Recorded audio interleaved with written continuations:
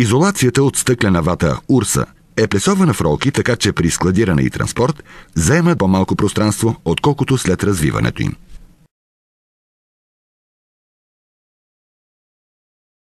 Прекалено високите помещения в обектите можем да намалим с окачени тавани. Първо, поставяме металната конструкция на подходяща височина. Между гредите слагаме първия слой на изолацията Урса DF40. След това слагаме втория пласт, така че общата дебелина на изолацията да е като при скатен покрив между 20 и 30 см.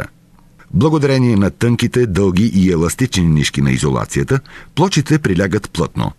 Не се образуват топлинни мостове. Върху металната конструкция с двустранно залепваща лента закрепваме пароизолацията. Тук също трябва здраво да залепим всички шевове, отвори и свръзки с стените. Накрая прикрепваме към тавана гипсокартонените плочи.